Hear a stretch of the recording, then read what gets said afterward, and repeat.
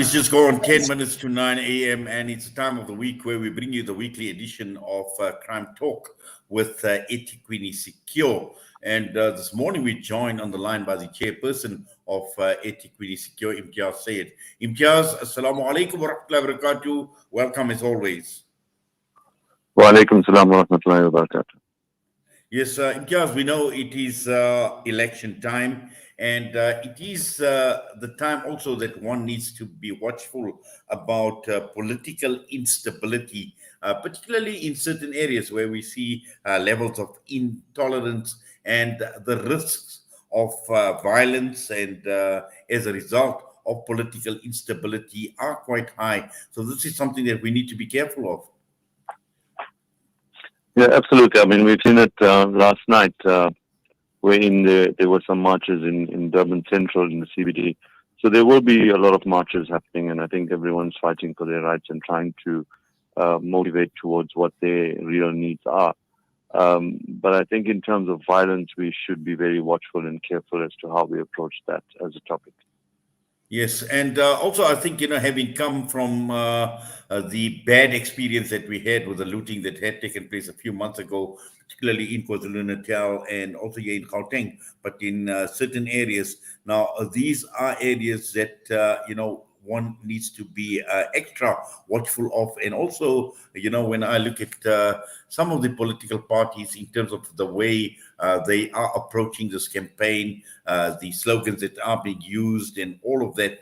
Now, all of this one needs to take into account because we know that we've come from a very, very ugly experience, particularly with what had happened in Phoenix as well.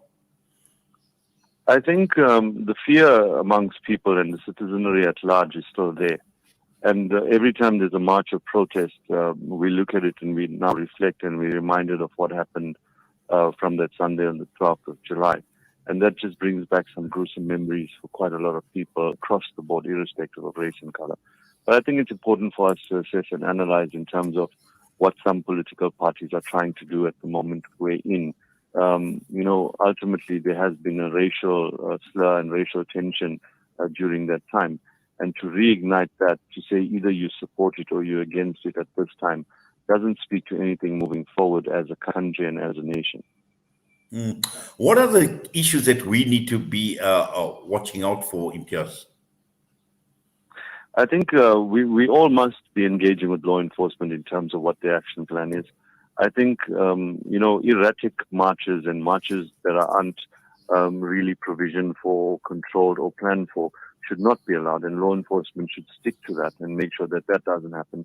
Because the spur of things, if law enforcement's not planned for anything, then it could quickly erupt into something that we're not looking forward to, if you know what I mean. And based on that, I'm saying that we need to be careful. We need to already start engaging our law enforcement, if not already too late, and speak to them and say, what are the contingencies in place in order to resolve our issues if something has to spur out of control? And is there any intelligence in terms of what is going to happen? How quickly are we moving towards that? And have they put in systems and measures in order to curb those sorts of things if they do arise? But ultimately, it comes down to political parties and political leadership ensuring that we're going into local government elections. And we know it's a very volatile time. It's something that's always been there. We go back to 2016, it happened the same thing. We're going to be expecting protest action in different areas based on service delivery. How we contain those issues and how do we now not let them resonate into something that's outside of what they're actually speaking to, if you know what I mean. Yes, and just from eThewini's secure perspective, I suppose you already have started talking to the law enforcement agencies.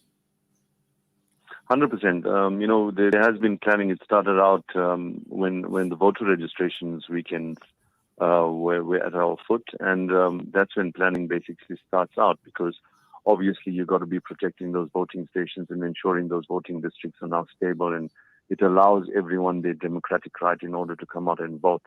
So observations and all of those things in the voting stations is important and key.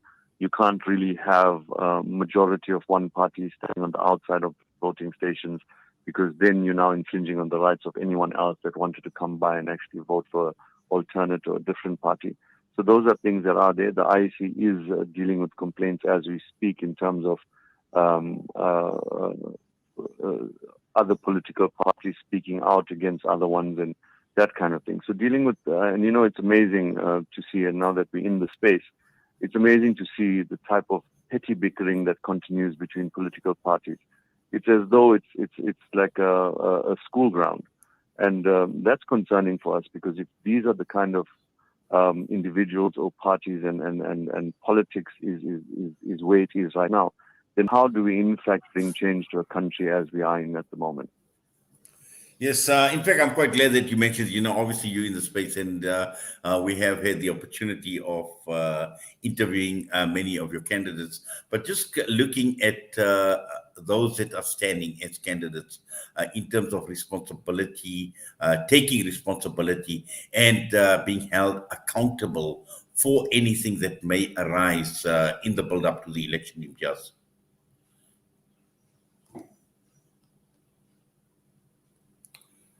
Imtiaz, are you with us? Okay, we seem to have lost Imtiaz for some reason or the other. We're going to try and get hold of him. But what Imtiaz is saying is absolutely important. This is crucial in the build up to the election. Imtiaz, I believe you're back with us. Yes, I am. Yes, Imtiaz, I'm not too sure whether you heard what I said. It's just, I'm talking about accountability and responsibility on the part of candidates in the build up to the election.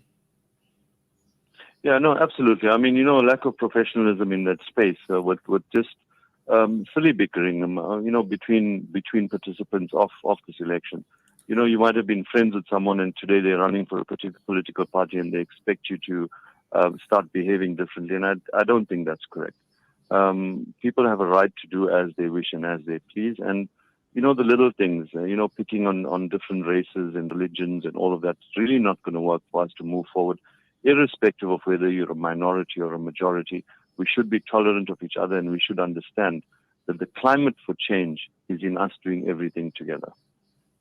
Yes, and also it's not, what you say, it's how you say it, because this is what we're going to be seeing quite often. And also in the age of social media with COVID-19, we know this is going to be an election with a different campaigning strategies are going to be very different this time around, with more reliance on social media, because that is one space that one needs to be watchful, because it is open to abuse, and also in terms of creating, inflammatory statements and the volatility that we speak about. No, I mean, we've been victim of it. I know I'm going slightly off topic, but I mean, we've got to be tolerant of all things community related. Ultimately, when we're speaking about things in the political climate, it's about change for the benefit of all communities, irrespective of what background you come from and things like that. And if we are now speaking to our own silos and what we actually stand for in terms of our either religious or racial background, then we in fact got all of this wrong. We need to start thinking a little bit differently, because I'll defer back to the 12th of July. That wasn't something that was expected, nor was it planned for on the parties of any other race or any other color. And what we are saying is that if we are speaking to moving forward as a nation, we need to now start opening up our minds to different thoughts and different ideas moving forward.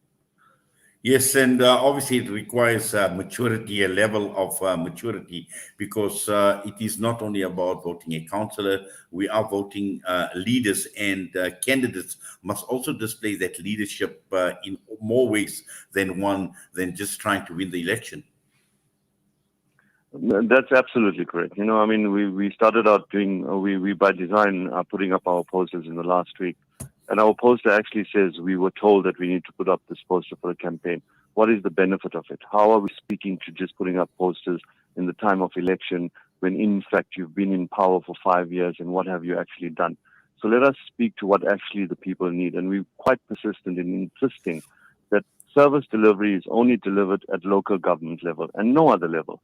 And if we don't get it right at local government, then how in fact can we speak to it at any other level of governance?